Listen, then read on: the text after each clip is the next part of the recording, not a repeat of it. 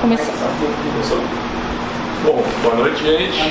Boa noite, bom dia, boa tarde para quem acompanha a gente online.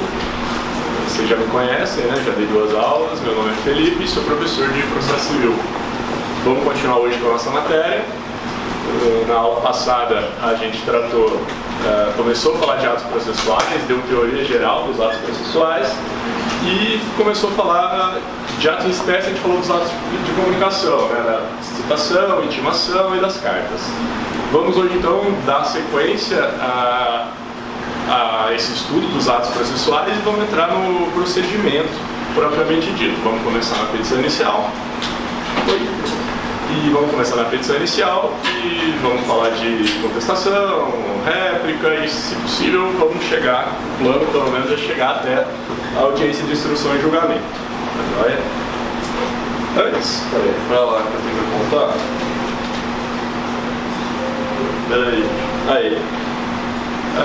Antes de entrar especificamente na petição inicial, vamos falar algumas coisas sobre o procedimento, né? O novo CPC, ele, como novidade, ele tem a unificação do procedimento comum. Você fica mexendo na câmera? Tá... fica à vontade. Mas você fica assim mesmo? Fica. Então, tá bom. Bom, o novo CPC, ele tem essa característica de ter unificado o procedimento comum, ou seja, não existe mais aquela diferença que a gente tinha de procedimento sumário e procedimento ordinário. Agora é tudo um único procedimento comum, salvo aqueles procedimentos especiais que a gente vai ver no segundo semestre. Uma coisa importante aqui, que não é, na prática isso não é muito importante, mas como é uma exceção e nos concursos eles adoram cobrar exceção, né? Vocês viram a regra, acho que talvez lá com o Paulo, do tempus regit atum, né? Que diz respeito ao direito intertemporal, que diz que o tempo do procedimento, o tempo em que praticado aquele ato é o que vai reger. Ou seja, os processos iniciados antes do Código de 2015, eles estão correndo sob a égide do Código de 2015. Uma exceção é o procedimento sumário, por isso que eu estou falando disso agora. O procedimento sumário ele continua valendo para aqueles processos ajuizados antes da vigência do novo CPC.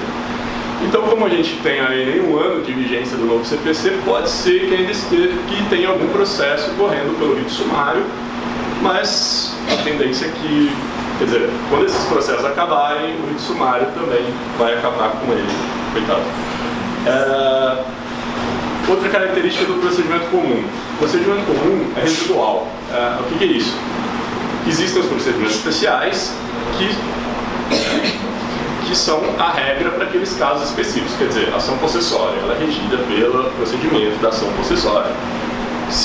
Então, diante de um caso, na hora de você definir o procedimento, você vai olhar para aquele procedimento, não tem nenhum procedimento especial previsto, logo aplica-se o procedimento comum. Apesar de ele ser o residual, ele é quase que a regra, porque é o que abrange a maioria dos casos.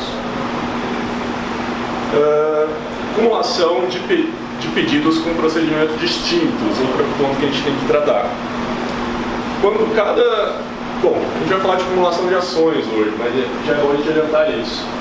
Quando houver vários tipos de pedido, e alguns forem de procedimentos especiais e alguns de procedimento comum, cumula-se tudo dentro do procedimento comum. Ou seja, o procedimento comum, vocês entenderam? Eu tenho uma ação de procedimento especial, eu vou acumular ela com uma ação de procedimento comum. Sei lá, uma possessória, vou fazer lá uns pedidos de indenização, o que quer que seja.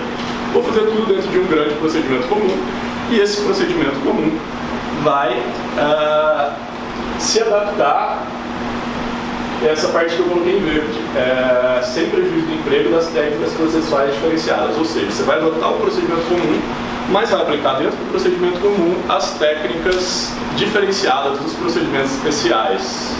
Entenderam? É isso é novidade, por isso que eu já deixei aqui. Aliás, eu fiz uma coisa, no slide, toda vez que eu vou tratar de novidades do novo CPC, eu pintei de verde, porque aí eu acho que fica fácil para visualizar, né? E para vocês estudarem. Erro na escolha do procedimento. Outra novidade do novo CPC. Quando o procedimento Ó, eu coloquei aqui taxado que isso aqui é o código revogado, né? Quando o tipo de procedimento escolhido não corresponder à natureza da causa ou valor da ação, a ação será indeferida. É isso que está falando esse dispositivo revogado. Isso não vale mais. Agora, de acordo com o artigo 283, pode-se converter um procedimento no outro, ou seja, eu juizei um procedimento errado. O juiz, olha, o procedimento fala, você usou errado, vou converter e toca o barco. Não é mais causa de extinção. Isso é uma coisa legal, porque vem na ideia de instrumentalidade das formas e efetividade do processo, né? Aqui, sobre o procedimento, era isso que eu tinha para falar, de questões gerais sobre o procedimento. Agora a gente vai entrar especificamente no procedimento. O que é isso? Vamos começar da petição inicial, contestação e etc. E vamos ver toda a marcha do processo. Antes de entrar na petição inicial, eu queria fazer com vocês, para que vocês tenham uma compreensão melhor, para que vocês possam situar melhor tudo que a gente está falando dentro do processo, uma linha do tempo do processo. E eu queria que vocês me ajudassem aqui. Vamos ver se eu consigo. O primeiro ato do processo, qual que é? Petição inicial. Depois o que acontece? Não, o processo O juiz recebe. O que você falou? O juiz recebe ou não, rejeitando. Exatamente. Não é a citação do segundo ato que a gente vai estudar. Recebida a petição inicial, o juiz analisa, primeiro, se é causa de indeferimento liminar, quer dizer, quando a petição inicial não reúne os pressupostos de admissibilidade, ou se é o caso de indeferimento, eu falei indeferimento primeiro? Não, inadmissão é agora se é caso de improcedência liminar, que é aquele julgamento liminar de procedência, que julga o mérito, que é uma evolução daquele antigo artigo 285A, que vocês, se não se lembram, vocês vão se lembrar na hora que daqui a pouco eu vou falar disso. Então, o segundo ato aqui é indeferimento liminar ou a improcedência liminar, e os dois vão ficar escrito IL, isso está ridículo, assim, IML, pior, né? Parece que... Bom, depois disso, o que acontece? Não, se isso acontecer, tem sentença e aí acabou o processo, né? Mas se isso não acontecer, se o juiz... É que no processo não fala muito recebido, né? Não, manda citar, exatamente. A gente vai para a citação que a gente estudou a aula passada. Depois da citação, tem uma novidade, que é a audiência de conciliação ou mediação, que é quase que obrigatória agora. Não é obrigatória, a gente vai ver que não é, mas ela acaba que quase sendo, e a gente vai explicar por que daqui a pouco. Depois, contestação ou reconvenção. Então, na verdade, a reconvenção agora é junto com a contestação, a gente vai ver. Mas só para ficar mais bonito, a gente coloca respostas do réu. Mas você está certo quando você falou resposta do réu. Ó. Depois. Oi? Quem está lá? Não. Está lá?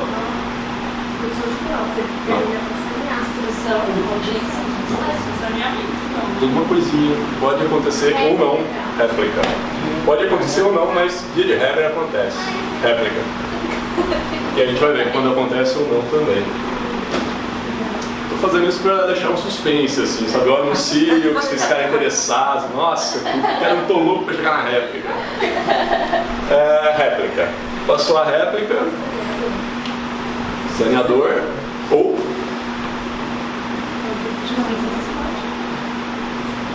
isso aí. Bom, vamos fazer uma ponte aqui. Vai ser saneador, saneamento, né? Saneamento ou o julgamento antecipado. Quer dizer, se for julgado antecipado, não tem saneamento. Se não for, tem saneamento. Depois, Oi?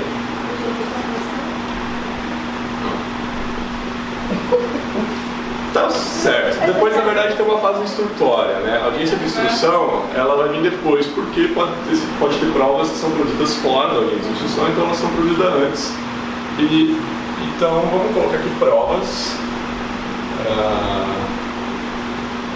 Mas essas provas pode ter, pode não ter, pode ter só prova testemunhal, e aí, se tiver só prova testemunhal, a gente vai direto para a audiência de instrução e julgamento. Que, via de regra, também só acaba acontecendo quando tem prova testemunhal, né? Porque se não tiver, a gente vai direto para a sentença. E se não tiver testemunha que todas as partes pode ou não? Também na audiência de depoimento pessoal, né? Se alguém pedir depoimento pessoal, na audiência. Ainda assim pode. É um meio de prova, né? O juiz vai avaliar se é relevante no caso, etc. Mas, sim. Aí eu coloquei, eu imaginei que não fosse dar pra ler, então isso que eu fiz aqui. Mas lá na sua casa você vai ver que tem aqui todo esse negócio que eu coloquei. E uma coisa que eu esqueci de falar, o processo, a doutrina divide o processo em 4 fases, né? Fase postulatória, que vai até aqui, fase postulatória. O que é a fase o que é postular? Postular é pedir. É a fase onde as partes deduzem as suas alegações e fazem os seus pedidos, quer dizer, inicial, resposta, réplica. Tem a fase saneadora, que é só uma com ato aqui, né, que é o espaço saneador ou audiência de saneamento, que é a revista agora. Aqui é a fase de saneamento. A fase probatória, que vai estar aqui. E a fase decisória, que é a sentença, e que a sentença pode estar dentro da audiência de seu julgamento, dependendo do caso. E aqui é a fase decisória. O que define uma fase ou outra é a preponderância da atividade. O que eu quero dizer com isso? Fase decisória. Tem decisão na fase postulatória, óbvio. Né? O juiz decide se isso aqui é uma decisão. As partes postulam na fase probatória, ela postula por prova, etc. Mas isso aqui é para organizar sistematicamente, e o critério é a preponderância da atividade realizada. Não importa muito na prática, mas como é uma classificação doutrinária, é importante vocês saberem. Então a gente começa agora com petição inicial, nosso primeiro ato do nosso processo. O fundamento da petição inicial é o princípio da demanda, vocês já devem ter ouvido falar, né? O juiz ele não pode sair começando processos de ofício. Podia no CPC eu tive um processo de inventário. Eu nunca vi um juiz, não sei se isso acontecia, tem um monte de gente vendo na internet, talvez alguém já tenha visto. É que ele dava um despacho falando para a pessoa, exato. Mas ele não abria logo. Mas ele tinha no código, hoje ele não pode mais fazer isso, porque quando ele fazia isso, ele quebrava o princípio da inércia, né? Ele que provocava o começo, né? Apesar de, lógico, Mas ele queria, assim, olhando pelo ato de utilizar, porque às vezes a pessoa ficava enrolando para abrir. Sim. E ele ficava demorando para. Você já viu isso acontecer? Já, por isso que eu falei. Ah, legal. Tipo, mas agora nesses novos eu não vi nada disso. Não pode mais fazer isso, porque isso quebra a inércia, né? Mas interessante ver isso. Se eu achar, eu mando despacho. A pessoa não tinha deles, ela dava. Quando a pessoa não tinha deles, ela tinha deles. Aí ela dava. E aí tinha errado com os outros. E nominava, depois eles levaram no modelo. Legal. Então o pessoal aqui já viu o processo do inventário começar de ofício. Eu nunca tinha visto. Vivendo e aprendendo. A petição inicial indicará. O juízo, aqui é dirigida, e aqui é uma questão de competência. Eu vou olhar aqui, não vou olhar lá, porque fica ruim na gravação. Estava explicando para eles aqui. Então, se eu for para lá, não acompanhe a câmera. O juízo aqui é dirigida. O que é isso? Vai ser a competência, né? Vocês já viram competência, ou estão vendo, ou vão ver. Eu não vou falar disso. Qualificação. E aqui tem umas novidades que eu destaquei de verde, que é a condição da pessoa estar em estável ou não, isso não estava previsto, e isso não é estado civil, né? Então, na verdade, na prática as pessoas colocavam, mas é uma novidade. O número do CPF ou do CNPJ também não estava previsto no CPC de 73, mas o pessoal colocava, mas eu, assim, estou destacando, na prática não vai mudar nada na sua vida de defensor, advogado, mas para fim de prova, vai saber. E uma novidade interessante, que é o endereço eletrônico. Você tem que colocar agora o e-mail das partes na petição inicial. Enfim, domicílio, residência, como sempre. Fatos e fundamentos jurídicos do pedido, e isso é a causa de pedir, que a gente vai falar disso daqui a pouco. O pedido, com suas especificações, também vamos falar de pedido daqui a pouco. O valor da causa, vamos falar daqui a pouco. As provas, opção do autor pela realização ou não da audiência de conciliação ou mediação. Vamos falar dessa audiência hoje também. Mas só para adiantar, já que a gente está aqui nesse artigo, o autor na petição inicial informa se ele tem interesse ou não nessa ação, nessa audiência, desculpa. E aí em seguida o réu tem que falar se ele tem ou não interesse. Se houver duas negativas, não vai haver essa audiência. Então por isso que é requisito da petição inicial que haja essa opção do autor. E aí aqui tem algumas novidades interessantes. Caso não disponha das informações do inciso 2, quer dizer, referentes à qualificação da parte, o autor pode requerer que o juiz diligencie e obtenha. Hoje o judiciário tem meios para isso, né? Ele tem lá aqueles sistemas online, Passenjude, Renajude, ele consegue puxar muita coisa da vida da pessoa que às vezes o réu não tem. A petição não será indeferida se for possível a citação do réu, a despeito da impossibilidade de achar essas informações.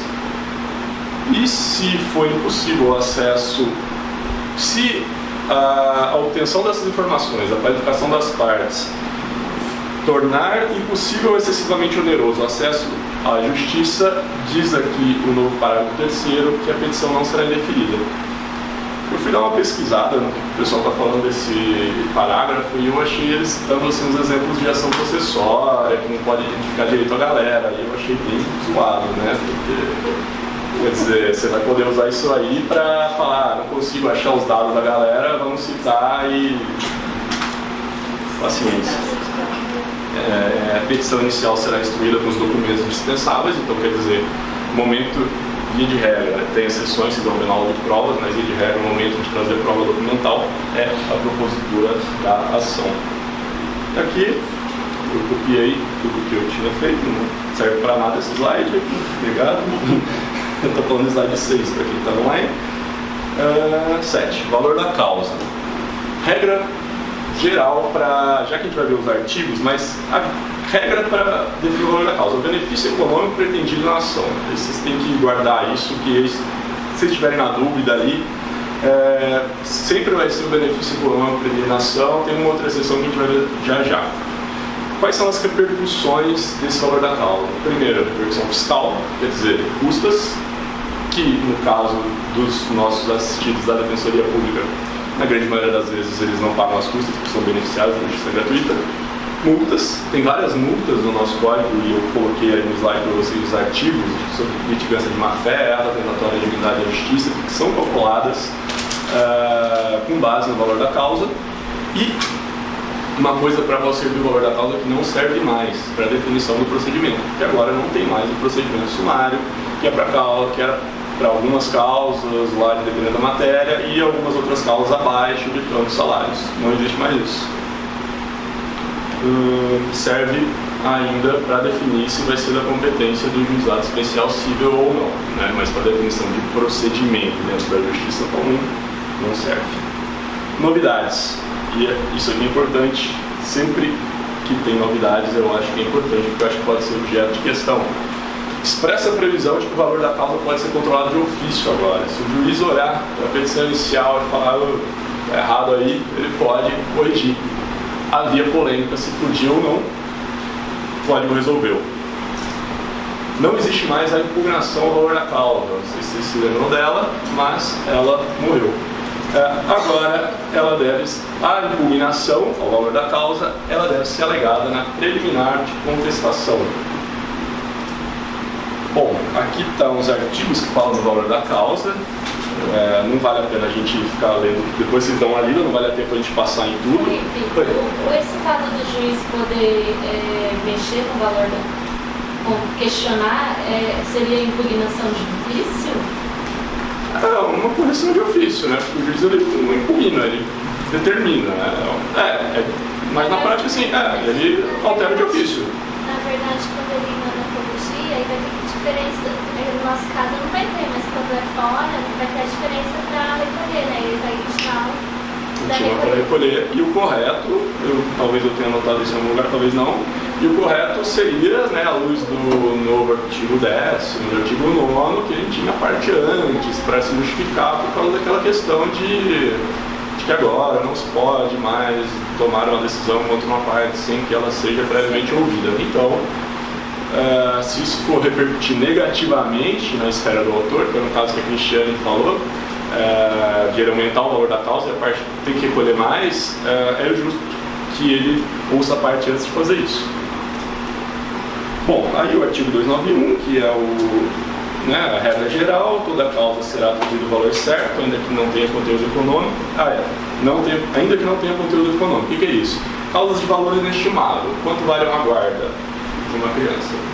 Não tem valor. Você vai colocar, vale milhões para mim. Não, sua custa vai ser altíssima. Você vai colocar que vale R$1.000 para você pagar o valor mínimo. Então, nesses casos, você estima qualquer valor. É claro que você vai estimar um valor baixo para você não ter que pagar com custas altas. O valor da causa vai constar na petição inicial e na reconvenção. A reconvenção tem que vir com o valor da causa. E, bom, e aqui tem vários casos que, via de regra, eles só exemplificam aquela regra geral que eu falei, que é o benefício econômico pretendido. Tem alguns que eu grifei aqui que vale a pena comentar. Na ação que tiver objeto a existência, validade, cumprimento ou modificação de ato jurídico, o valor do ato ou da sua parte controvertida. Esse ou da sua parte controvertida é novidade. Por quê? O valor da causa não é o benefício econômico que você pretende aferir com aquela... Auferir? Por que é aferir e não auferir? Bom, esquece. Aquele valor que a pessoa pretende, o benefício econômico que você vai oferir no processo vai ser a parcela controvertida, né? A parcela incontrovertida não vai ser o benefício econômico do processo, porque é incontroverso. Ação de alimentos. Grifei aqui porque a ação de alimentos é muito recorrente na defensoria. Soma das 12 prestações mensais pedidas pelo autor. Isso é uma regra geral que está lá em algum dos parágrafos, no parágrafo 2º, que é assim, normalmente quando se fala em causas que têm por objeto prestações ad infinitum, assim, ou prestações muito grandes, tipo aluguel, parcelas muito longas, o valor é a soma de 12 meses. Normalmente é isso, porque, enfim, como é que quanto você deve de alimentos para sempre? Não tem como. Então, o legislador entendeu que um critério interessante era estipular 12 meses. Ação indenizatória, inclusive fundada em dano moral, o valor pretendido. Isso é importante também, porque isso causava um pouco de polêmica, porque como não tinha regra expressa, o pessoal pedia dano moral em valor inestimável e jogava o valor da causa lá embaixo para não pagar custas. E aí o novo código vetou isso aí. O juiz corrigirá de ofício, já falei, e o réu tem que impugnar em preliminar de contestação. É isso. Já falei tudo de importante, depois vocês dão uma lida nas outras hipóteses, mas, via de regra, seguem aquela regra geral que a gente comentou. Protesto por provas, né? Inciso 6º do artigo 319. O réu tem que pedir na inicial por provas. Mas isso é uma regra despida de sentido prático. Isso não sou eu que estou dizendo, é o professor Cruzitucci. Por quê? Porque você só vai saber que prova você vai precisar depois, no mínimo, da contestação. Porque você não sabe o que é incontroverso ainda e o que é objeto de prova. Mas você coloca lá, protesto por prova de maneira genérica. Na contestação você vai ter que fazer isso também, apesar de, enfim, não ter sentido prático nenhum. É legal vocês colocarem. E na inicial de vocês, nos concursos da vida, costuma valer um déciminho você pedir por provas. Então não se esqueçam desse protesto. Opção pela realização de audiência de conciliação e mediação. Já falei, tinha esquecido que eu tinha colocado esse slide. Já falei. Pedido e causa de pedido. Agora é uma parte mais complicada. E merece um pouco de atenção. Eu já mencionei, assim, bem passando na última aula, os critérios de identificação de demanda no processo civil brasileiro, que é o critério dos tria-edem, que são os critérios dos 3 elementos: partes, pedido e causa de pedido. Isso está no artigo 337, parágrafo 2º. Uma ação é idêntica à outra quando possui as mesmas partes, a mesma causa de pedido e o mesmo pedido. Eu vou exemplificar isso aqui porque parece simples, mas isso vai complicando ao longo da matéria. Vamos supor que eu tenho aqui uma ação, o A, o B, são pessoas, e o B faz um pedido. O pedido é de R$1.000. Eu tenho uma outra ação em que o A pede para o B um pedido de R$1.000. Esses processos são iguais? São? Tem que escrever? São iguais? O A e o B são as mesmas pessoas. A gente pode pôr uns nomes aqui. Vamos pôr aqui. Pode ser diferente. Vamos pôr aqui Renata e Débora. Aí. Renata tá me pedindo. Renata é você e a Débora é elas. Então são as mesmas partes. Exatamente. A causa pode ser diferente. O que pode ser diferente? A causa de pedir pode ser diferente. Isso aqui pode ser... a Débora bateu no meu carro e quebrou, eu tive que arrumar. Custou R$1.000. Então a causa de pedir vai ser um acidente. Aqui enfim, qualquer outra coisa, você emprestou R$1.000 para ela e ela está pedindo de volta. A causa de pedir é um empréstimo. E se for... se eu mudar e colocar, causas de pedir são as mesmas, as duas são um acidente automobilístico, o mesmo acidente, as mesmas partes, é igual? Esses dois processos são iguais? Eu acho que sim. Você acha que sim? Mas e se nessa aqui eu estiver pedindo danos morais e nesse aqui danos materiais? É diferente? Não, pode. Isso pode. Mas ainda que, Sim. se ela, eu estou pedindo danos materiais para ela volta pedindo danos morais para mim, não daria nem diferença, porque ela tem condição. Mas aqui os dois é iguais, é você que está pedindo. Não, aqui é você que está pedindo tudo, entendeu? São processos diferentes, entendeu? Porque, em regra, você vai pedir tudo no mesmo processo, um é óbvio, mas, sei lá, você esqueceu de pedir danos morais, você pega X a 8, você pode já vi isso aí, já da pessoa esquecer. Mas assim, é um exemplo acadêmico, só para vocês entenderem, né? São coisas diferentes. E se aqui a Débora não paga, desculpa, Débora, te colocar como devedora, da próxima você vai ser credora, tá?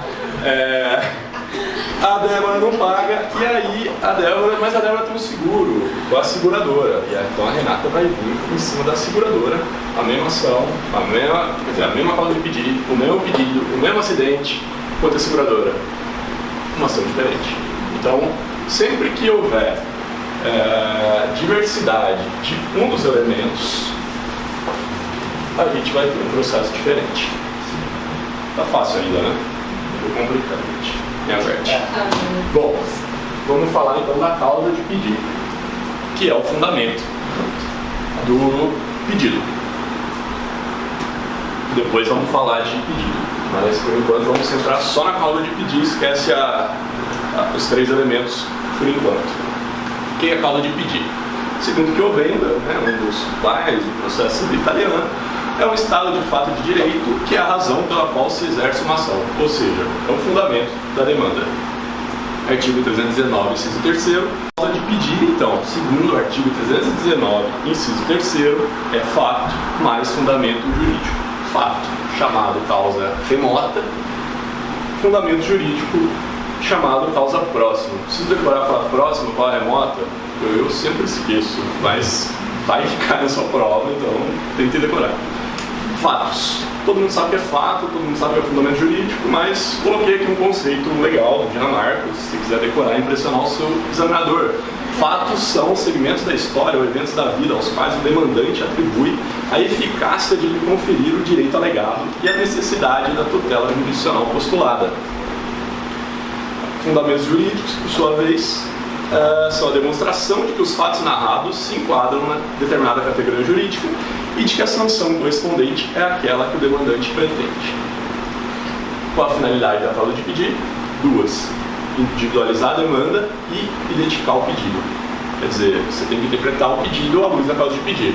Aqueles pedidos de R$1.000, eles parecem iguais, mas eles serão diferentes se analisados à luz das causas de pedido.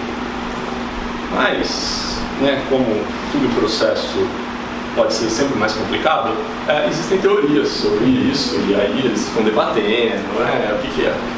Enfim, existem duas grandes teorias: teoria da individuação e teoria da substanciação. O que é isso? Apesar de causa de pedir ser fato e fundamento jurídico, a teoria da individuação diz que a causa de pedir se identifica no direito invocado, quer dizer, no fundamento jurídico. Enquanto a substanciação diz que a causa de pedir se justifica pelo fato do qual surge o direito, e não pelo direito. Qual vocês acham que é a teoria que a gente adotou? Aqui está em verde, né? Eu não ia colocar e grifar errada. É a substanciação. Consequência da teoria adotada, que o animal já estava falando aqui pra gente, esses brocardos latinos, iura novit curi, narra mi, factum, davo, tibius. Já que eu adoro o latim, mas eu não gosto, é porque esses brocardos, todas as coisas em latim são usados pelos processualistas, e se aparece na sua prova e eu não te falei, você vai ficar chateado comigo, né? Então, o que significa iura novit curia? O juiz conhece o direito. Narra mi, factum, davo, tibius, dá-me os fatos que eu te dou o direito. É a mesma coisa. Ou seja, não importa o direito que você está alegando, o que importa é o fato que você deduziu. Por exemplo, na nossa demanda ali de acidente de carro, a autora era a Renata, né? A Renata entra com a ação, descreve lá o acidente, bonitinho.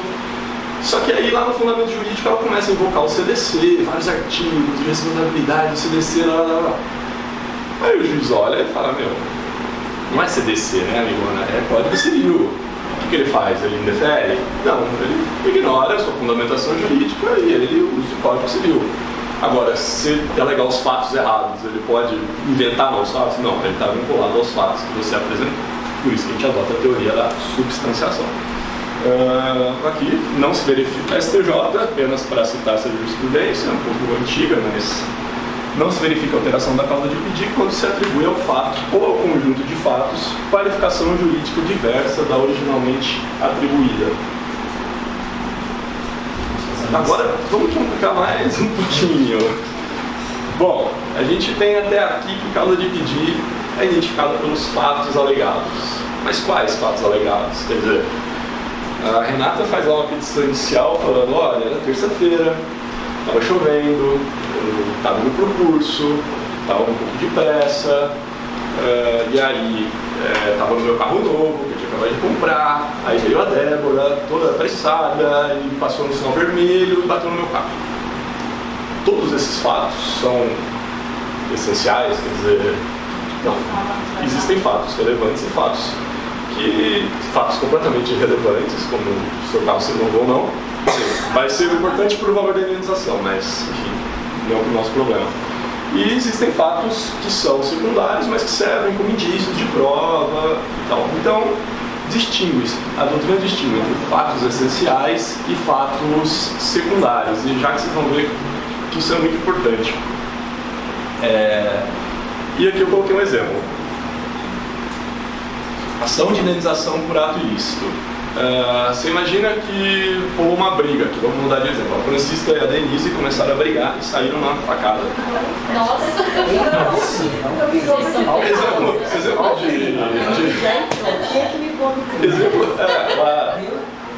Mas exemplo de direito, né? Sempre um acidente de trânsito é morte, facada, né? A galera não consegue pensar no exemplo melhor, mas... Bom, aí a Denise, quem quer dar facada em quem? Você quer dar facada? Tá bom, a Denise dá uma facada na Francisca. Qual é o fato essencial? O fato essencial é a lesão física causada por uma facada. Quais são os fatos secundários? A luta física entre vocês, a mancha de sangue na sua roupa, todo o contexto da discussão e etc. Por que os fatos secundários são importantes? E aqui coloquei uma citação de um italiano, que eu não chequei, mas eu copiei do Cruz e Tucci e dei a referência aqui. São importantes para servir de indícios, né? Fatos secundários ganham dimensão e importância no âmbito do processo, na medida que o autor, não conseguindo produzir prova direta do fato principal, recorre à comprovação do fato secundário para o juiz chegar ao fato principal por presunção, seja lá, por juízo de verossimilhança. Verossimilhança. Aqui tem uma questão, já que vocês acham que eu só estou falando besteira, que isso não cai no concurso, que você não precisa ver isso, tem uma questão que caiu na segunda fase do concurso da Defensoria Pública do Rio Grande do Sul, no meu concurso, aliás. Essa prova foi no começo de 2015, ou seja, tem um ano e meio. Essa questão é uma questão mais complexa, tá? Ela não aborda só a causa de pedido, mas aborda também coisa julgada. Depois, quando a gente estudar coisa julgada, eu acho que a gente volta com essa questão para a gente acabar de responder, mas eu trouxe já porque eu quero que vocês vejam, analisem a questão da causa de pedido e do pedido. Stanislau ajuizou pela Defensoria Pública ação de indenização por acidente automobilístico, de novo, né, porque ninguém consegue pensar no exemplo melhor, em face de Adamastor. Alegou ter o demandado, o Adamastor, imprimido excesso de velocidade em seu veículo, abauroando o carro conduzido pelo demandante e demonstrou ter suportado danos materiais e morais. Após longa tramitação do feito, com instrução probatória, foi julgada totalmente improcedente, ele perdeu ter entendido o julgador a não demonstração da alegada velocidade excessiva. Sentença transitou em julgado. Stanislau procura novamente a Defensoria Pública, e adivinha você, o defensor, que sorte, com diferentes elementos sobre o episódio, demonstrando que o motivo do acidente teria sido, em verdade, o avanço no sinal vermelho, e não excesso de velocidade. E, enfim, não repassou tal informação do defensor público e entendeu que era desnecessária. Como o defensor que realizou o novo atendimento de Stanislau, explica a possibilidade ou não do ajuizamento de nova ação indenizatória. Fundamenta seu posicionamento a partir do que prevê o Código de Processo Civil, a doutrina pátria, apontando e relacionando institutos e teorias aplicáveis, inclusive eventuais divergências sobre a matéria. Quem se arrisca? Só isso. Tranquilo. Estou tranquilo. Foi foda essa questão, tá? Essa questão foi muito foda, não sei se... Você pode olhar no pódio, a segunda fase. Segunda fase é assim, pode olhar no pódio, mas nenhuma resposta tá lá, então não adianta nada, só serve pra você levar peso, pra você perdendo tempo colocando post-it. Bom, a gente não teve coisa julgada ainda, então por isso tá mais difícil. Mas só pra vocês entenderem, a eficácia preclusiva da coisa julgada, quer dizer, só vai se formar a coisa julgada sobre aquilo que foi julgado. Então, digamos assim, se o processo civil brasileiro adotasse a teoria da individuação, que não vê nos fatos a causa de pedir, mas sim no direito, essa demanda seria idêntica, certo? Porque tanto faz se ela estava no sinal vermelho, se ela estava, enfim. Então, se adotar a teoria da substanciação, aí os fatos importam, mas só se considerar que o atravessar o sinal vermelho ou excesso de velocidade é um fato essencial e não um fato secundário. É uma questão que não tem resposta certa, ele mesmo já te adianta isso, inclusive eventuais divergências. Quando ele bota isso, gente, inventa duas e segue, porque vai ter. Não tem resposta certa isso. Isso tem teorias para cá, teorias para lá. Mas era para a gente brincar com nos primeiros itens, era para explicar a teoria da individuação, substanciação e fazer essa questão. Eu acho que essa questão dos fatos ele nem cobrou no espelho, aliás. Aí aqui o espelho, apontamento da coisa julgada material e de seu alcance a partir dos elementos identificadores da demanda, que é o que a gente viu hoje. A gente ainda não falou de coisa julgada, mas vamos falar na próxima aula. Na próxima aula vocês vão achar essa questão ridícula de fácil, prometo. Tô brincando, essa questão é difícil mesmo. Partes, pedido e causa dividido, que a gente já teve aqui hoje. Abordagem da teoria da substanciação e abordagem da teoria da individuação e do seu alcance aqui no espelho. E aí os outros itens eram sobre coisas de coisa julgada que a gente não viu ainda. Então na próxima aula, que a gente vai ver coisa julgada, a gente retoma essa questão. Acabamos com a causa de pedir. Vocês têm dúvidas? Então ali tinha que falar das duas teorias, né? Tinha que expor as duas teorias e falar da implicação da adoção de uma teoria naquele caso. No caso, a nossa seria a que a gente adota, né? Substanciação. Fala dessa e fala que também. Fala da outra, estava lá no espelho, tem a outra seria desse porque jeito. então sempre que a gente souber que tem, fala da. Não, é porque ele perguntou as duas. Ele perguntou a ponte e eventuais diferenças. Mas aí verificaria a relevância do excesso de velocidade no caso, né? Pela imprudência. Ele foi expresso na sentença que diz que ele negou sob o fundamento de que isso não foi comprovado, né? Então ele já deu, ele disse que foi relevante na questão. Entendeu? Ele estava expresso na sentença isso aí. Então, beleza? Realmente, se o excesso de velocidade for irrelevante. Bom, pedido. Outro elemento, identificador da demanda. Pedido tem que ser certo e determinado, já que a gente vai ver que tem que ser determinado. Por quê? Isso é um mandamento da ampla defesa, né? O réu só consegue se defender se ele souber exatamente do que ele está se defendendo. Pedido tem que ser expresso, mas admite-se pedidos implícitos, alguns. Quais? Juros legais, correção monetária e verbas comerciais. Está expressamente previsto no artigo 3.2, parágrafo 1º. Isso também constava da antiga súmula do STF, que foi promulgada na vigência do Código de 39, não foi nem do Código de 73.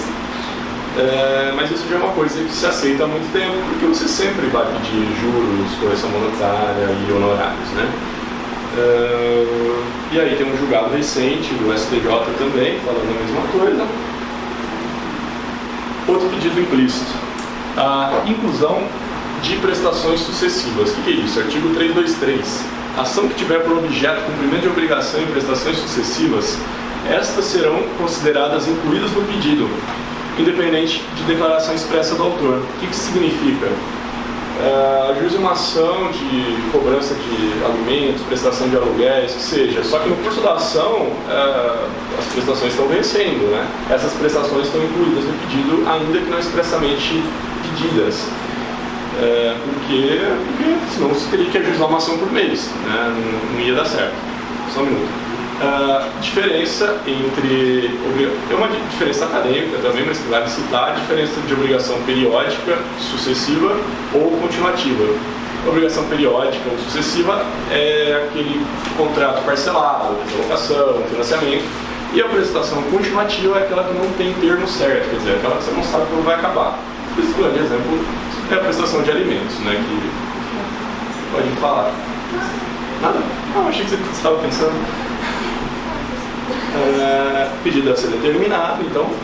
E o que é um pedido determinado? Ele especifica com clareza a providência jurisdicional objetivada e individualiza, isso é importante, o bem jurídico. Qual é o oposto de pedido determinado? Pedido genérico. O pedido genérico é admitido?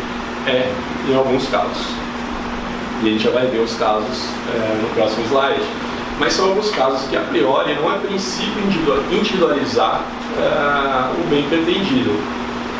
Aqui é importante, é o seguinte, sabe a diferença de ande beatur, mais latim mais uma vez, né? Ande beatur e quantum beatur. Ande beatur é o que é devido. Quantum beatur é quanto é devido. Pedido genérico, você tem que ter condições de especificar o ano deveatur, quer dizer, o que é devido, mas aí a quantidade pode deixar para depois, em algumas hipóteses que eu vou mencionar agora. Artigo 324, parágrafo 1º. Ações universais se o autor não puder individuar os bens demandados. O que é ação universal? Vocês lembram o que são bens universais? Universalidade de direito, de fato. São bens que não possuem o seu valor singularmente. Né? O exemplo do bem biblioteca, mas um exemplo jurídico mais próximo aqui, né, do processo, mais relevante aqui para a nossa matéria, é, por exemplo, a herança. Né? A herança, até ela ser partilhada, ela é uma universalidade de direito. Quer dizer, você tem um quinhão daquela herança, mas você tem uma porcentagem daquela herança, você ainda não sabe qual é o seu bem. Então, nesse caso, na ação de petição de herança, por exemplo, você faz o pedido genérico e só depois da partilha que você vai individualizar aquele bem. Item 2. Quando não for possível determinar desde logo as consequências do ato ou fato. Como assim? Vou ter um exemplo aqui, de novo o acidente da Débora e da Renata. Bom, a Renata, Renata então foi para o hospital, a Renata toda ferrada, vai ter que fazer 1 milhão de tratamento. Não tem dinheiro para pagar. Ela vai, aciona a Débora e fala, olha, eu quero que você pague meu tratamento médico. Mas quanto? Não sei, não estou internado ainda, está rolando. Então você faz o pedido para pagar o tratamento e aí, quando possível, isso vai ser liquidado. Terceiro, quando a determinação do objeto ou do valor da condenação depender de ato que deva ser praticado pelo réu. Quer dizer, quando você não puder saber qual é o valor, porque os documentos estão com o réu. Por exemplo, no caso da ação de exigir contas, que é o novo nome da ação de prestação de contas, que é em relações de débito e crédito, quando as contas estão em posse do réu. Bem a grosso modo, vocês vão ver isso no semestre que vem em procedimentos especiais. Você não tem como fazer a conta e descobrir quanto você tem que receber. Então você entra com essa ação de exigir contas para que o réu te mostre os documentos, preste contas e aí sim você tenha condições de individualizar e de calcular o seu crédito. Ainda no pedido, a gente está aqui ainda no requisito da petição inicial, hein, gente? Não esqueçam do caminhozinho que a gente está percorrendo. Havia um artigo no CPC de 73 que não existe mais, que os pedidos são interpretados restritivamente. Agora, a regra geral de interpretação do pedido pelo novo CPC é a interpretação do pedido considerará o conjunto da postulação e observará o princípio da boa-fé, que é a diretriz geral do novo CPC. Ou seja, e aqui eu citei um entendimento anterior ao CPC, inclusive do STJ, em que o pedido deve ser extraído a partir de uma interpretação lógico-sistemática de toda a petição inicial. Enfim, ele fez aqui uma análise baseada na boa-fé e já desprezou, de certa forma, aquela regra antiga da interpretação restritiva do pedido. Então, enfim, se houver algum vício ali no pedido, se ele não estiver muito bem formulado, mas se de boa-fé todo mundo entender o que está acontecendo, qual é o pedido, ele deve ser interpretado à luz desse princípio. Tá? Concurso de demandas. Aqui começa a ficar legal de novo. Toda vez que mais de uma demanda foi deduzida em um mesmo processo. Temos 3 tipos de concurso de demandas: concurso subjetivo, concurso de causa de pedido e concurso de pedido. O que é o concurso subjetivo? É o chamado de litisconsórcio. Vocês já viram isso, mas só para desenhar aqui, só para vocês entenderem. A, B e C são os réus. A pode demandar B, A pode demandar C, ou ele pode demandar os dois no mesmo processo. Quando ele demanda os dois no mesmo processo, ao chamado litisconsórcio, que na verdade é um concurso subjetivo. Por quê? Porque existem aqui duas demandas, uma de A contra C e uma de A contra B. mas isso vocês já viram ou vão ver com o Paulo, né? Concurso de causas de pedido e concurso de pedido. Só acho que eu fiz um slide específico sobre isso. Concurso objetivo de demandas, que é o concurso de causas de pedido. Qual é a consequência do concurso de causas de pedido? Toda vez que houver mais de uma causa de pedido embasando o mesmo pedido, haverá mais de uma demanda acumulada. Dá um exemplo, que é difícil pensar, né? Mas vamos lá. Fugindo aqui do exemplo do acidente de carro, vamos pensar numa dívida quem não foi, da Cristiane contra a Jéssica.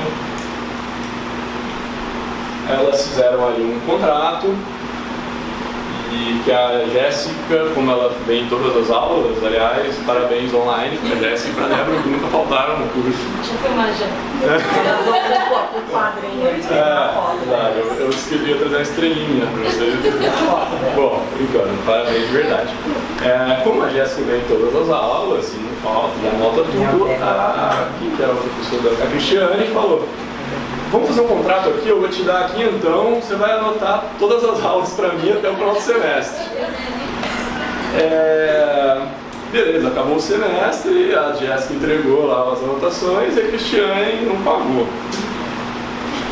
Aí a Jéssica falou: não, espera aí, eu tô enrolado aqui, mas vai cair um dinheiro aí esse mês. Não, na verdade a Cristiane falou isso, né? Porque você que é credor. Vai cair um dinheiro aqui esse mês e tal, vamos fazer o seguinte, para você ficar mais seguro, eu vou assinar uma nota promissória para você de quinhentão, e, né, porque a nota promissória é mais fácil executar e tal, então beleza, assinou, deu um mês, a Cristiane não pagou. Então, a Cristiane tem contra a Jéssica, pela mesma dívida, ela tem um contrato e ela tem uma nota promissória.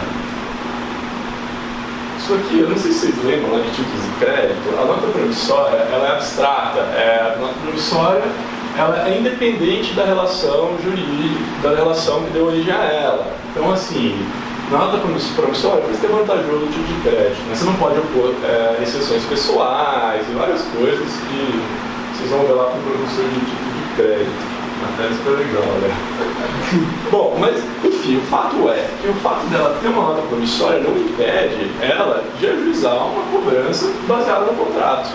E o fato de ter um contrato não impede que ela ajuize uma execução baseada na nota promissória, e nada impede também, e ninguém faz isso, mas que ela acumule os dois. Não, é Jéssica, Cristiane, duas causas de pedido. Bom, vou fazer diferente para ficar mais fácil. Espera aí. Só um minuto, você já tirou sua dúvida. Aqui a nota promissória e aqui o contrato. Diga. Não? Não, é só não entendi uma parte. Qual? Sim, vai ter o contrato, a nota promissória, eu vou pedir para executar os dois e Então, vai na verdade, cobrar. não, você vai estar pedindo quinhentão com base em duas causas diferentes. Porque o juiz ele vai poder olhar e falar: essa nota promissória aqui, a sua assinatura está errada, mas o contrato é válido. Ou então ele vai falar: não, esse contrato é inválido, mas eu tenho a nota promissória. No caso, seria um documento de prova, né? Que deve. Não, seriam duas. Primeiro eu estou separado, desenho separado. Eu ajuizei uma cobrança de nota promissória e uma do contrato, separado. Mas eu posso fazer tudo isso junto. E aí o juiz rejeita o primeiro fundamento e acolhe pelo outro, ou rejeita pelo primeiro e acolhe pelo outro. Na prática isso não acontece, porque para a nota promissória você pode executar, né? Então você tem um título executivo, mas é um exemplo, eu dei esse exemplo para vocês visualizarem melhor, mas pode ser, deixa eu ver o que mais que eu coloquei aqui, um credor de uma coisa que também é proprietário, acomodado da ocasião, ou, por exemplo, esse fundamento é interessante, ação rescisória baseada em mais de um fundamento.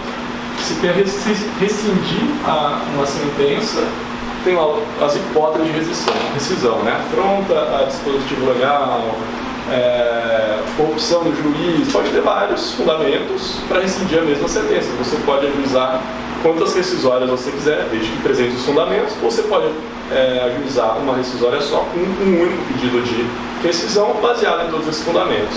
Nesse caso, a gente vai ter uma acumulação de causa de pedido, um concurso objetivo de demandas. Louco isso, né? Consequência. Parece dependência, né? Não, porque a dependência tem que ser a mesma causa de pedido. É verdade. E no caso, o objeto é diferente. Entendeu? É lógico que se por exemplo, você rescinde uma sentença por uma coisa, por um fundamento, você não tem mais interesse em rescindir pelo outro, né? Consequência, a possibilidade de ajuizamento de mais de uma ação com o mesmo pedido, mas com causa de pedido diferente. Vocês vão ver que tem questão sobre isso também, vocês acham que eu estou viajando, né? Vocês vão ver, espera, vai ver. Não vai ver a prática aqui no concurso. Possibilidade, bom, isso aqui eu já falei, passa. Aí tem o concurso impróprio, que é o cúmulo de pedidos, que aí é o mais tranquilo. Acumulação simples. Pedidos acumulados normalmente, quer dizer, dano moral, dano material, lucros cessantes. Na verdade, é como simples aqui. Você poderia ajuizar uma ação para pedir dano material, uma ação para pedir dano moral, uma ação para lucros cessantes. Você não vai fazer isso porque você seria estúpido.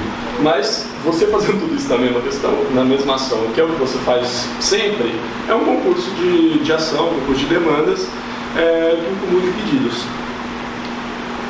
São requisitos da acumulação, então.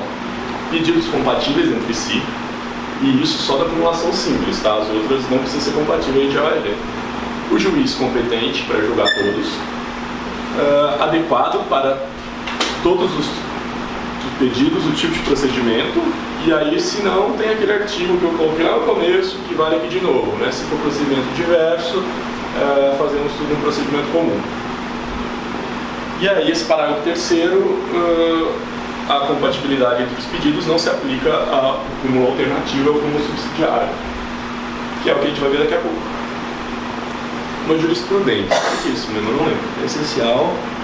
Caso tenha indevida acumulação, não será... Caso indevida acumulação, não será o caso de se extinguir integralmente o feito se viado com o julgamento de um dos pedidos. A acumulação...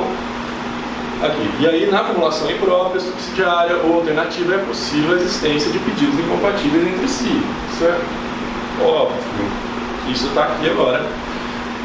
Como alternativo. O que é como alternativo? Tem duas acepções, mas que na prática acabam sendo a mesma coisa, mas é importante fazer a diferenciação.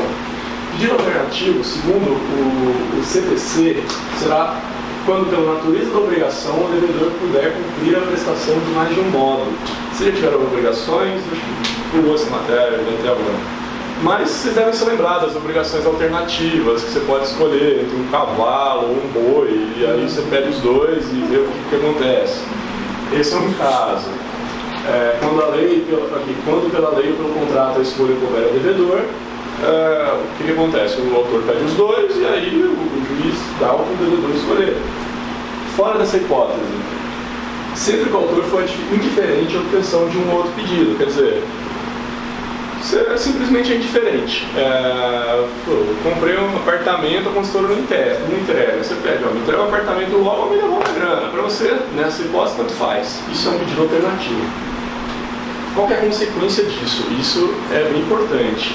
Se o juiz der um e não der o outro, você não pode recorrer. E aí, por quê? Porque o seu pedido foi alternativo. Diferentemente do pedido subsidiário. Pode falar assim. O que é o cúmulo subsidiário? Você faz um pedido principal e um pedido subsidiário. Quer dizer, eu quero o meu apartamento de volta. Eu quero o meu apartamento. Se não for possível, paciência, aí você me paga uma indenização. Mas o que eu quero mesmo é o meu apartamento. Se o juiz condenar a indenização, o que você faz? Aí você tem interesse em recorrer para fazer valer o pedido principal. Joia. Aqui. Alguém tem alguma dúvida antes da... Peraí. Então, já que vocês acham que isso não importa, vamos aqui. Ajuizou em face de B perante o Tribunal de Concurso Mato Grosso do Sul 2014, segunda fase. Eu fiz essa prova e eu acertei essa questão, era uma das mais difíceis, só que eu não passei no concurso, porque eu errei umas outras coisas. Ajuizou em fase de B perante o Tribunal de Justiça Estadual ação rescisória, que acumulou 3 fundamentos diversos: ofensa à coisa julgada, colusão entre as partes a fim de fraudar a lei, e impedimento do juiz. O órgão colegiado competente, só para vocês não tiveram ação rescisória ainda, mas não sei se vocês lembram, a ação rescisória é julgada pelo tribunal, ou seja, não é um juiz só. Aqui nesse caso, 5 desembargadores. Decidiu da seguinte forma: 2 desembargadores acolheram o pedido pelo fundamento de ofensa à coisa julgada. O terceiro acolheu o pedido apenas pelo fundamento da colusão entre as partes. O quarto acolheu o pedido apenas pelo fundamento do impedimento do juiz. Ao passo que o quinto rejeitou o pedido por todos os fundamentos. Diante disso, perguntas: qual o resultado do juízo rescindente? A segunda questão não importa, porque a gente ainda não estudou o recurso. Vamos desenhar aqui, porque é muita coisa, né? Primeiro desembargador. Me ajuda aí. O que ele fez? Primeiro e segundo. Então, tem 2 em primeiro e segundo. Acolheram o pedido apenas pelo fundamento de ofensa à coisa julgada. Ofensa, coisa julgada. Sei lá. Acolheram. Procedente, né? Procedente. Nossa. Peraí. Vamos chamar aqui ofensa, coisa julgada, de fundamento A. Qual que são os outros? Colusão de fundamento B e o outro? Impedimento de fundamento C. Só para a gente ficar mais fácil. Então, primeiro e segundo, procedente pelo fundamento A. Terceiro, Procedente por B. Procedente por B. Quarto. Procedente por C. Quarto. Procedente por C. Quinto, improcedente. Tá. Improcedente. Bom, então, no geral, a gente tem 4 desembargadores votaram pela procedência. Então, em tese, deu 4-1. Foi procedente ou não a sessão rescisória? Foi? Não, parcialmente não. Ninguém julgou parcialmente procedente. Julgaram procedente ou procedente. Se ele rejeitou os 2 primeiros, aceitou um pedido, rejeitou 2. Não é pedido, é causa de pedido. O pedido é o mesmo, o pedido é rescisão. Seria parcialmente procedente se a gente estivesse falando de pedido. Estamos falando de causa de pedido. Só tem um pedido aqui, que é a rescisão da sentença. Procedente? Bom, vamos lá. A gente tem que lembrar aqui que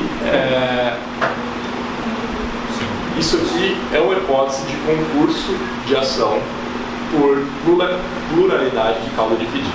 Se é concurso de ação, como a gente já tinha conversado aqui, você concorda que se eu tenho 3 fundamentos, eu tenho 3 ações diferentes, certo? Então eu tenho 3 rescisórias. Tem 3 rescisórias? Eu não tenho um concurso de 3 ações? Eu não ia chegar nessa ideia. Causa de pedir, pode, mas cada causa de pedir É um fundamento diferente. é uma acumulação de demandas, certo? Cada causa de pedir, cada fundamento da rescisória, até coloquei uma observação aqui para vocês. Cada fundamento da rescisória é uma causa de pedir diferente. Certo? Então eu tenho 3 causas de pedido. Se eu tenho 3 causas de pedido e um pedido, eu tenho acumulação de ações, no mesmo caso da nota promissória da Cristiane. Certo? Então eu tenho 3 ações. Tá? Então, essa caneta preta está falhando no montão de azul. Então eu tenho a R1, que tem a causa de pedido A. Eu tenho a R2, que tem a causa de pedido B. E eu tenho a R3, que tem a causa de pedir C. Se eu tivesse entrado com essas 3 ações separadamente não, né? Separadamente. Causa de pedir A, quantos deram pela procedência? 2. Então, esse resultado teria sido 3-2. Pela causa de pedir B, esse resultado teria sido 4-1. Pela causa de pedir C, esse resultado teria sido 4-1. Ou seja, cada uma das 3 ações, essa ação aqui foi julgada improcedente por 3-2, essa improcedente por 4-1 e essa improcedente por 4-1. Complicado, né? Quase todo mundo levou essa questão. Então, eu ia chegar lá naquela... Quase todo mundo leva essa questão. Eu ia chegar na análise pelo voto de cada um. Eu também. Voto pelo resultado. Pelo voto eu ia chegar lá. Eu ia fazer um concurso. Mas o raciocínio que tem que fazer é esse aqui. Quem não entendeu A nada? ação decisória, tipo, não dá a impressão que são várias, tipo, e aí por Tá, isso que eles não têm mas diferença. por isso que aquelas premissas lá que a gente estava falando, tudo é importante. Primeiro, identificação de ação. Como é que identifica uma ação? Partes, pedido e causa de pedido. Isso aqui tem que ser igual para você ter uma ação. Se eu tenho duas causas de pedido, eu tenho duas ações. Por quê? Porque aqui o pedido é o mesmo, as partes são as mesmas, mas as causas de pedido são diferentes. A única coisa é que elas são ações cumuladas. Isso é muito difícil. Enfim, vocês não... Bom, vocês entenderam agora? Você entendeu, Marcelo? Agora eu entendi o seu exemplo. Entendeu o exemplo agora? Tá. Mas naquele caso que você falou do cheque e do contrato, Certo. que são duas causas de pedido, Duas causas de pedido. e acumulação e condições. Sim. Então, se o Tem duas juiz ações. acatasse que ela está devendo mesmo por conta do contrato, mas a promissória não rola. Seria procedente. Sim, se fosse colegiado, por exemplo, se fosse colegiado, no exemplo dela, se fossem 3 juízes, um acatasse pelo fundamento da promissória, o outro pelo fundamento do contrato e outro negasse provimento, os dois teriam perdido 2-1, entendeu? Eu sempre tenho que dividir quando tiver causa de pedir diferente. Exatamente. Quando for colegiado. Exatamente. Ia matar Matou todo mundo, faz todo mundo errou essa questão. Foi E aqui uma tá o espelho. Oi? Não sei, era a Unesp, assim, a gente Não, não mas sabe. foi uma né? pegadinha, né? Na hora que fala Então, na dois, verdade, essa questão, sinceramente, eu acho que ela foi difícil demais. Eu fazia mestrado, já tinha estudado isso. Pra você ter uma ideia, o Barbosa Moreira tem um parecer que ele fala exatamente isso. Um parecer da década de 70, no livro ardido lá, eu já tinha lido esse parecer. E aí o cara resgatou isso. Mas, enfim, cai, é importante. mestrado, tava desse naipe. Não, foi uma questão bem foda. Se vocês entenderam isso, as outras questões de causa de pedir mais simples, vocês vão matar.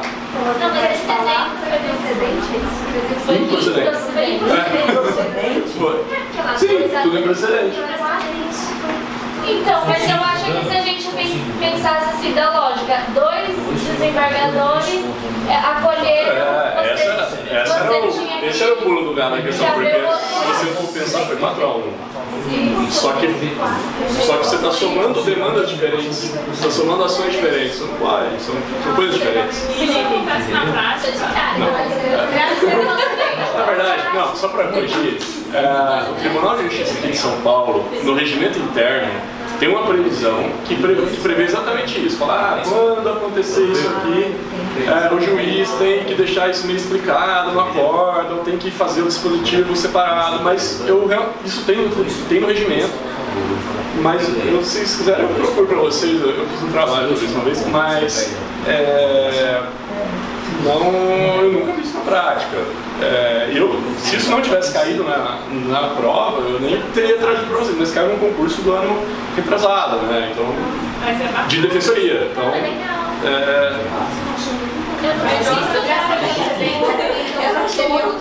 não, para ser precedente, qualquer um desses deveria ter dado 3-2 no mínimo, entendeu? Porque São 5 jogadores. são 5 jogadores. 3-2 é precedente, certo? Se 3 jogadores tivessem acolhido esse pedido aqui, precedente, beleza, nem importa as outras ações, entendeu? Porque um já foi precedente, as outras perdem ações. Entendeu? É tipo isso mesmo.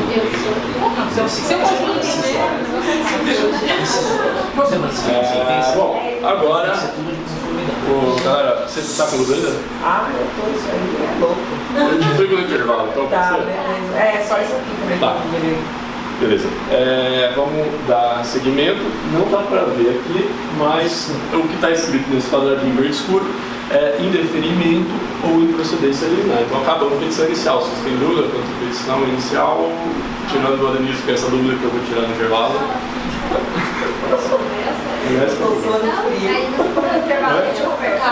Então passou. Indeferimento da petição inicial.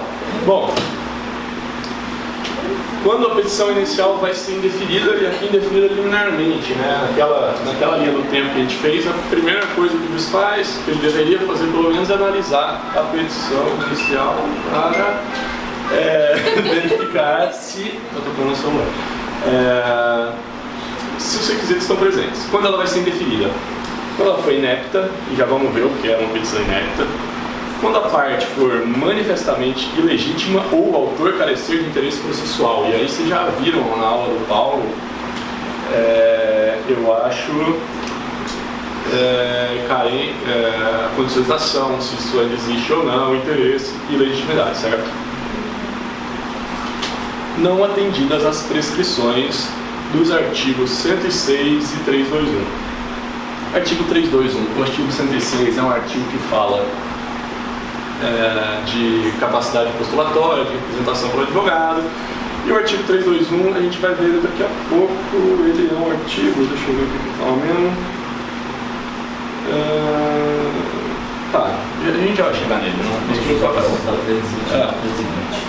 Bom, considera-se inepta a petição inicial, ou seja, esse parágrafo é o parágrafo que traduz o inciso primeiro. O que é uma petição inepta? Quando não tem pedido ou causa de pedir, quer dizer, se não tiver pedido ou causa de pedir, você não sabe o que está rolando, né? Quando o pedido foi indeterminado, fora daquelas hipóteses legais que a gente estudou, quando da narração dos fatos não decorrer logicamente a conclusão, quer dizer, quando a inicial estiver completamente confusa, quando contiver pedidos incompatíveis entre si, desde que não seja uma hipótese de pedido alternativo ou pedido subsidiário. Bom, indeferida a petição inicial, o que acontece? Isso é bem importante. Se o juiz indeferir a petição inicial, gente, o recurso cabível, primeiro, a apelação, isso vai ser uma sentença, mas tem esse juízo de retratação no prazo de 5 dias. Esses juízos de retratação costumam cair. Então o juiz vai ter 5 dias para se retratar se houver apelação. Se não houver apelação, não existe essa possibilidade de retratação. Se não houver retratação, quer dizer, o juiz indeferiu, apelou, não houve retratação, o juiz manda citar o réu para ele responder o recurso. Por quê? Porque o réu ainda não é parte do processo. Ele ainda não foi citado, esse indeferimento ocorreu antes da citação dele. Se a sentença for reformada pelo tribunal, aí o réu já vai ter sido citado, ele vai ser intimado o prazo da contestação que vai correr aí a partir da intimação dele em primeira instância, se não for o caso da audiência, que a gente vai ver, normalmente vai ter audiência e não vai ter esse prazo da contestação.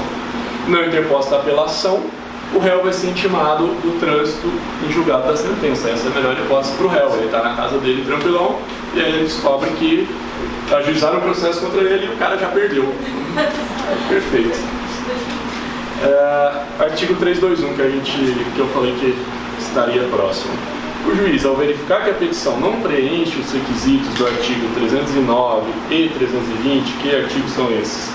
Aqueles artigos que a gente acabou de ver sobre os requisitos da petição inicial. Ou que apresenta defeitos, irregularidades, determinará que o autor, no prazo de 15 dias, emende a petição inicial. Ou seja, esse indeferimento liminar ele não pode ser automático. O juiz olha e fala, você está errado. Não, ele tem que dar o prazo para emenda. E isso aqui é uma novidade muito importante, indicando com precisão que deve ser corrigido ou completado. Isso aqui é um acréscimo muito elogiado que fizeram nesse artigo, porque o juiz ele não só tem que mandar o sujeito emendar, como ele tem que falar qual é o problema da petição inicial, para o sujeito saber o que ele tem que emendar, né? Então, passou. E aí, indeferimento é diferente de improcedência liminar. Indeferimento, que a gente falou aqui, é devido a causas processuais. A improcedência liminar o fundamento dela é o fundamento de mérito, ou seja, o juiz entra no mérito do processo E aí ele profere uma sentença de mérito que vai fazer coisa julgada. Então são coisas diferentes. Você fez uma cara estranha, Renato, você entendeu? Mais ou menos? Tá. Existem questões processuais, quer dizer, falta de condição da ação, o advogado não tem procuração, a petição está inepta, não entendi nada disso, sabe? Todas as questões que a gente acabou de ver. E isso são questões processuais. Existem questões de mérito. O que são questões de mérito? Questões sobre realmente o objeto da demanda. Quer dizer, olha, você está me pedindo tal coisa, mas tal coisa não é assim, entendeu? Mérito é uma resposta ao pedido, normalmente. Normalmente não, sempre, né? Mérito é a resposta ao pedido, porque eu estou pedindo uma indenização. No caso do acidente, uma resposta de mérito seria: você tem ou não direito a essa indenização por determinados fundamentos. Uma resposta, uma sentença de indeferimento seria: vamos extinguir esse processo porque a representação está irregular e você nem entra no mérito de ter direito ou não, entendeu? São questões diferentes. Vai ficar mais. Ele tem que dar a oportunidade para eu falar, para eu arrumar. Calma. Possibilidade de julgamento do mérito no processo antes da citação. Ou seja, você pode julgar o mérito antes da citação, desde que seja no caso de improcedência, né? Você não pode julgar procedente uma ação sem ter citado o camarada para se defender, né? Isso aqui, historicamente, vocês devem conhecer, ou não, mas a maioria das pessoas conhece o antigo artigo 285A, que era muito comentado, que foi justamente quem introduziu no sistema processual brasileiro a possibilidade de julgamento liminar de improcedência, julgamento de mérito. Qual é o contexto disso, né? A tentativa de aumentar a efetividade do processo, quer dizer, se eu já sei de antemão que esse processo é improcedente, por que eu vou citar o réu, fazer um monte de coisa, eu já acabo por aqui. Esse é o grande... Mas, além disso, né, várias demandas repetitivas, quer dizer, aquela mesma ação que chega todo dia, o juiz já sabe que aquilo vai ser improcedente. E a valorização do precedente. E já que isso vai ficar mais claro, mas no novo código, isso a gente vai ver bem em recursos, mas isso já no começo, ele valoriza demais assim, os precedentes judiciais, para tentar dar uma uniformidade ao sistema, para, enfim, tentar impedir demandas temerárias, demandas já perdidas, etc. Existe uma ADI de 2006, uma ação direta de inconstitucionalidade contra esse artigo 285A do CPC de 73 ainda, que é o OAB. A OAB entrou com essa ADI, ela não foi julgada ainda, né? O negócio foi divulgado e a ADI está lá pendente para vocês verem como é bem efetivo, né, o STF, que sustenta a inconstitucionalidade do 285A. Segundo a OAB, o 285A violaria o contraditório. O que dá também, aí não faz o menor sentido. Por quê? Porque você está julgando, você não deu oportunidade para quem? Para o réu. Você está julgando favorável a ele. Então violou o quê? Você vai pedir para o réu, vai citar o réu para ele chegar no processo, defender para quê? Isso é vantajoso para o réu, né? Então, enfim, não faz sentido essa ação, mas como isso, enfim, acho que ela já perdeu o objeto, né? Não sei se eles vão dar um jeito de transformar essa ação para ela ir contra esse novo dispositivo, mas essa ação está esquecida lá em algum buraco do STF. Quando é que a gente vai poder julgar, então, a gente não, né? A gente não é juiz. Quando é que o juiz vai poder julgar liminarmente improcedente os nossos processos, né? Nas causas que dispensam fase instrutória. O que é isso? Não pode ter necessidade de produção de prova. Por quê? Porque você tem que saber de plano que aquilo é procedente. Se precisar de prova é porque você ainda não sabe que aquilo é procedente. Então, não é possível. Então, independentemente da situação do réu, julgará liminarmente procedente o pedido que contrariar. E aqui tem algumas hipóteses que... Deixa eu só ver uma coisa aqui. Eu vou repetir isso aqui depois, então eu não vou citar as hipóteses agora, mas por hora saibam que são hipóteses em que a petição inicial está contra precedentes judiciais. E aí, já que a gente vai entrar mesmo nesses precedentes, mas vamos continuar aqui, só para não sair da ordem. O juiz também poderá julgar liminarmente procedente o pedido se verificar desde logo a ocorrência de decadência e prescrição, independente de ter precedentes judiciais. Quer dizer, o cara sujeito entrou com uma ação, olhou, pô, está prescrito, julga prescrito. Isso já acontecia? Sim, o 285A, ele tinha uma redação, vou voltar, ele tinha uma redação horrível, entendeu? O 285, foi isso que perguntou, né? Foi isso que perguntou? Da prescrição, se o juiz Então, já fazia isso. o 285A, ele tem uma redação horrível, ele fala quando já houver sido proferida sentença de total procedência e outros casos idênticos no mesmo juízo. Então, assim, cada juiz tinha um entendimento sobre isso aí e era meio complicado, mas sim, com base no 285A ele poderia fazer isso. Vamos vir aqui. Aí, tá. E aí o réu pode apelar, né? Porque é uma sentença. O réu não, o autor, desculpa. Se não interposta a apelação, o réu será intimado do trânsito julgado da sentença. Aqui é melhor ainda que aquela outra hipótese. E aí tem uma coisa. Ele, de boa, tem uma coisa julgada favorável a ele. E aí tem gente que acha inconstitucional ainda, né? Interposta a apelação, o juiz pode se retratar, 5 dias de novo. Se houver retratação, o juiz determinará o prosseguimento do processo com a citação do réu, para que ele responda o recurso do autor, e se não houver isso mesmo, em 15 dias. Bom, isso aqui é interessante. Vocês viram aqui que no artigo 332 ele fala julgará, ele não fala poderá julgar. Então, segundo parte da doutrina, inclusive o Cruz Tucci, que é professor lá da USP, é dever do juiz e não é faculdade, ou seja, se tiver dentro de alguma daquelas hipóteses, o juiz tem que julgar o procedente liminarmente. E aí, quais são as hipóteses então, né? Julgamento prescindir de produção de provas, que é para todas as hipóteses, isso que eu já falei, pedido deduzido antagonizar com os precedentes judiciais, ou houver decadência e prescrição. E aqui, finalmente, quais as hipóteses de precedentes que devem antagonizar com o pedido, quer dizer, quais hipóteses você tem um pedido, ele está no sentido completamente oposto daquele precedente judicial. Enunciado de súmula de Supremo Tribunal Federal ou Superior Tribunal de Justiça, e aqui não importa se é vinculante ou não. Ou seja, o código está atribuindo, de certa forma, uma eficácia vinculante a súmulas não vinculantes, né?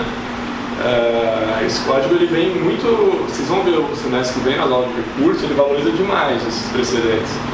Acórdão proferido pelo Supremo Tribunal Federal ou pelo Superior Tribunal de Justiça em julgamento de recursos repetitivos. Vocês vão ver o que são os recursos repetitivos, mas vocês já devem saber, que são aqueles casos, enfim, aqueles casos repetitivos que aparecem muito, o Supremo ou o STJ selecionam alguns e julgam tudo por amostragem e fixam uma tese. Essa tese agora tem uma eficácia, eu acho que a gente pode dizer assim, vinculante, né? Não sei o que a doutrina vai... A doutrina você vai debater demais isso agora, para ver se isso é vinculante, se não é, qual a diferença disso para a súmula vinculante, mas isso não importa para ele por enquanto. Entendimento firmado, incidente de resolução de demandas repetitivas ou de assunção de incompetência. O que é isso? A gente vai ver isso no semestre que vem em recurso também, mas isso são novos institutos que o novo CPC trouxe para uniformizar a jurisprudência.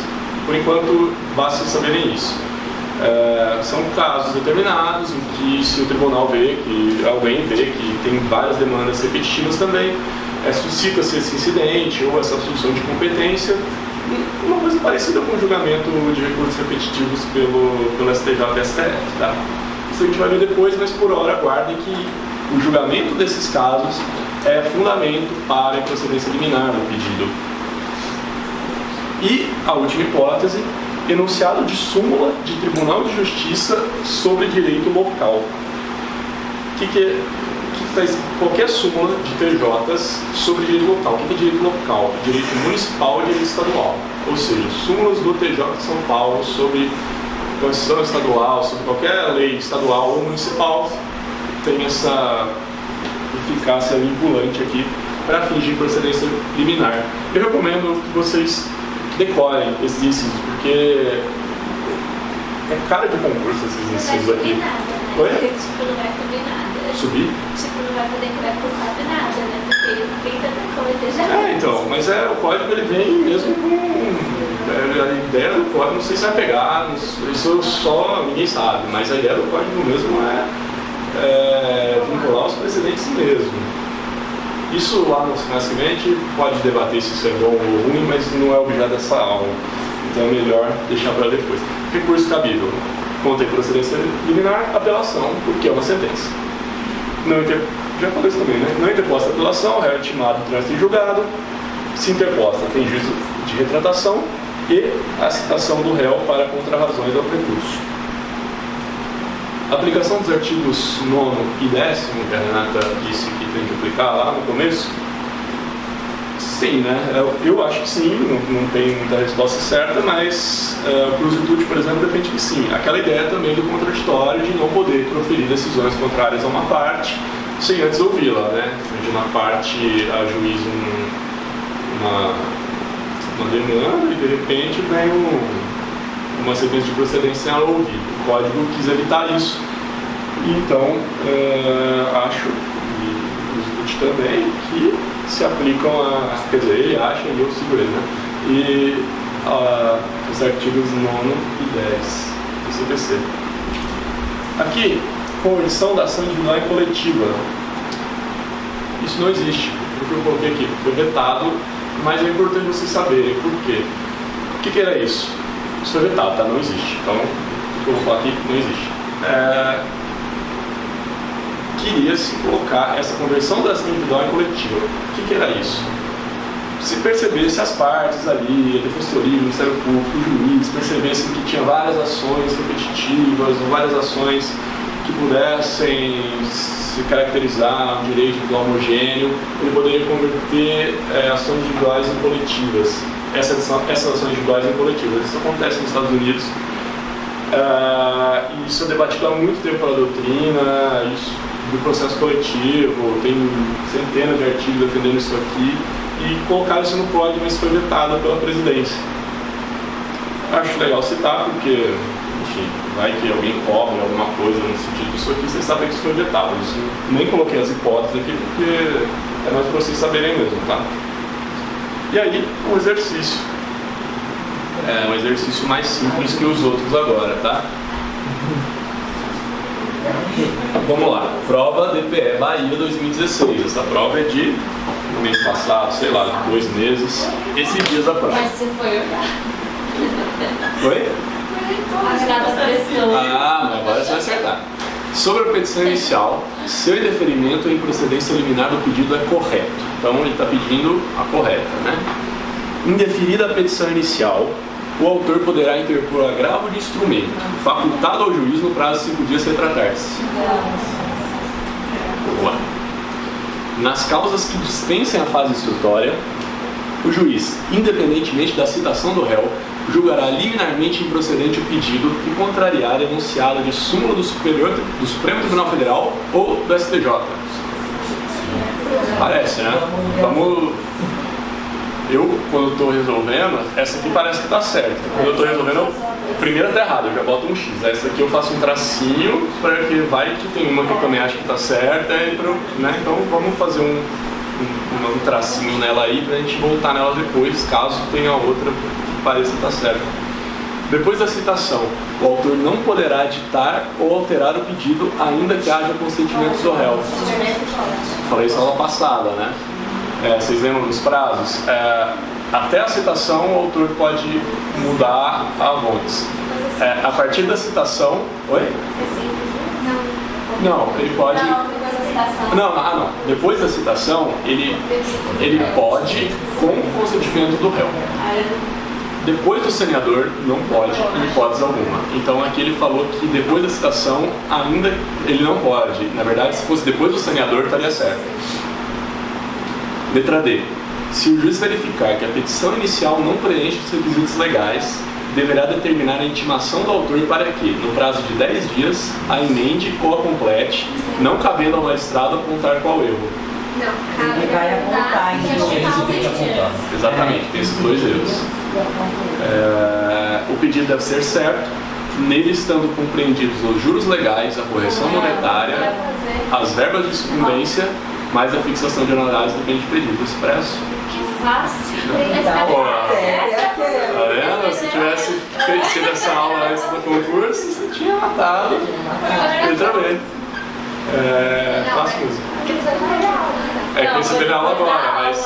Semana que vem pergunta de novo. Mas é assim, gente, tem que ir revendo a aula sempre, tá? Porque questões difíceis como aquelas que eu coloquei são exceções, assim, de verdade. Não se assustem para achar que vai vir todas as questões dessas, sabe? Isso aqui era uma questão entre várias outras. Não, mas isso aqui, você saber que está difícil, na hora que caiu uma mais tranquila sobre esse tema, você é total, né? Audiência 9 e 5, vamos fazer intervalo? Vamos. Tá na hora, né? Você que pode. Não, tá bem.